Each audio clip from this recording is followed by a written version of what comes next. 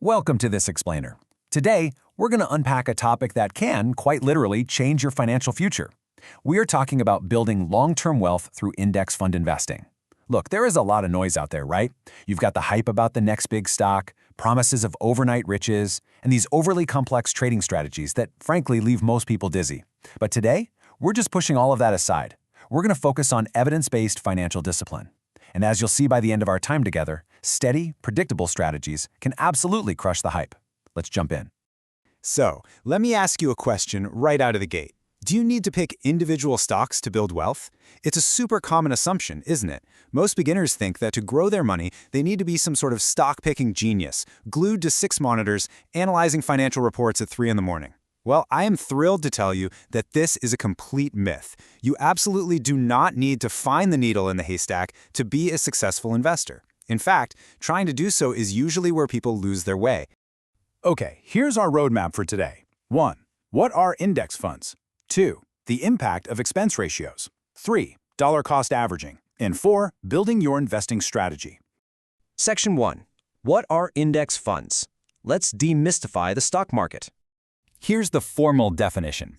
An index fund is an investment designed to replicate the performance of a benchmark index, like the S&P 500, by investing proportionally in all its components. Now, if that sounds a bit, technical, I want you to just think of an index fund as a giant grocery basket. Instead of wandering the aisles trying to pick the absolute perfect individual apple or the one perfect orange, you just buy the pre-packaged basket that contains a little bit of everything in the store. When you buy a single share of an index fund, you instantly own a tiny piece of hundreds, sometimes even thousands of companies all at once.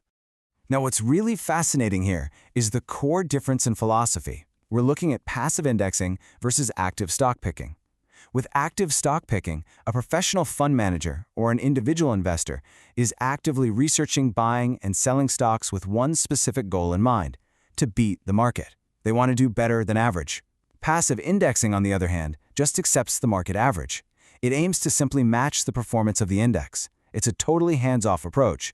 You aren't trying to outsmart anyone. You're just participating in the overall growth of the economy. Let's lock in our key takeaways for this first section. Index funds are incredible because they automate stock investing and provide instant diversification, which means your risk is immediately spread out. But to keep our expectations realistic, you got to accept that there is zero chance of beating the benchmark. You're going to get exactly what the market gets. And importantly, you are still subject to short-term market drops. If the whole market goes down, well, your index fund will go down too. That's just a reality we have to be prepared for. All right, Section 2, the impact of expense ratios, or as I like to call it, the silent killer of wealth.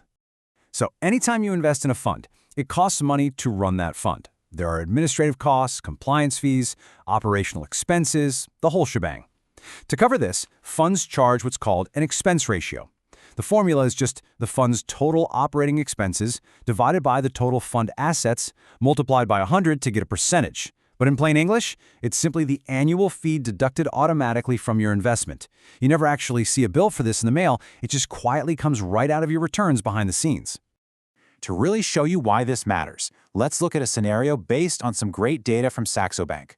We've got 2 investors, Investor A and Investor B. Both are starting with $100,000. Both earn the exact same gross return of 7% a year, and both leave their money invested for 20 years. The only difference here: Investor A is in a fund with a 1% expense ratio, while Investor B chose an index fund with a 0.2% expense ratio. It's only a 0.8% difference. Honestly, sounds tiny, right? Well, this brilliantly illustrates the harsh reality of compounding costs. After 20 years, Investor A's portfolio has grown to $320,713. Not bad. But Investor B's portfolio? It's sitting at $372,756. No way, right? That seemingly tiny 0.8% difference in fees, compounded over 2 decades, resulted in over $52,000 of lost wealth for Investor A. That is money that could have been in your pocket, doing the heavy lifting for your retirement. But instead, it went straight to the fund managers. So the absolutely crucial point here is this: keep your costs low. Your takeaways are that expense ratios are deducted automatically from your returns. Exchange-traded funds, or ETFs, usually cost less than traditional actively managed mutual funds. And remember, small fee differences compound heavily over decades. Look, you can't control what the stock market does tomorrow, but you absolutely can control the fees you pay. Always compare the expense ratios of similar funds before you buy. Moving on to Section 3, Dollar Cost Averaging Explained. Let's talk about managing investment risk and, honestly, our own emotions. Let's define it. Dollar cost averaging, or DCA, is a strategy where you gradually enter the markets by investing a smaller, fixed amount of cash at a regular, set pace. Imagine you've got a large chunk of money to invest. The alternative to DCA is lump sum investing, which is basically taking all that cash and dropping it into the market on a single Tuesday. DCA says, no, let's ease into the pool. You divide that money up and invest a set amount every single month, regardless of what the market is doing. So let's look at the math. This data from RBC Global Asset Management shows average returns since 1990, comparing a lump sum strategy versus spreading it out with DCA over 3, 6, 9, and 12 months. Notice a kind of surprising trend here? The lump sum strategy mathematically wins out in almost every single time frame. Why? Well, because historically, stock markets generally rise over time. If you wait to invest your cash, you're likely just buying in at higher prices later on. So strictly speaking, the math favors putting your money to work immediately. But hey, we aren't just calculators, right? We're human beings. And here's the true value of dollar cost averaging, weighing the mathematical reality against the emotional reality. Yes, lump sum investing yields slightly higher long-term returns on average. But what if you invest your entire life savings on Monday and the market crashes 20% on Tuesday? Are you going to panic and sell everything? DCA provides a psychological safety net. It allows you to invest consistently without losing sleep, protecting you from that paralyzing fear of timing the market poorly. To summarize DCA versus lump sum, the math says lump sum historically outperforms. However, DCA provides a significantly smoother psychological ride. You know, the biggest risk for a beginner isn't choosing DCA over lump sum. The biggest risk is staying entirely on the sidelines out of fear and not investing at all. DCA prevents that paralysis. Ultimately, both of these strategies are incredibly powerful tools to build long-term wealth. All right, Section 4, Building Your Investing Strategy. Let's talk about taking action with confidence. The Motley Fool breaks this down into a brilliantly simple 3-step process. Step 1, pick a broad index to track, like the S&P 500 or a total world stock index. Step 2, look at the available funds that track that specific index and choose the one with the lowest expense ratio. Remember our Saxo Bank example? Keep those fees low. And step 3, open an account with a reputable brokerage and actually buy the shares. It really is that straightforward.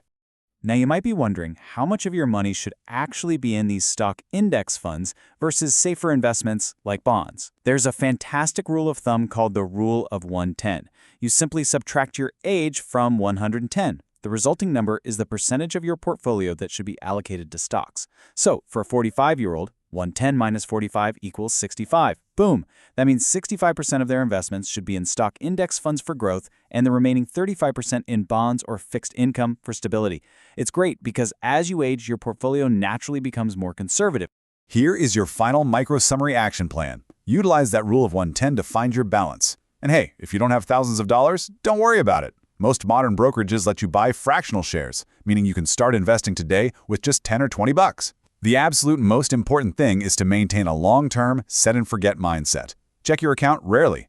And finally, just be aware that if you aren't investing inside a tax-advantaged retirement account, you'll need to understand the basic tax implications on your capital gains and dividends. Which brings us to the end of our explainer today. I want to leave you with this final thought.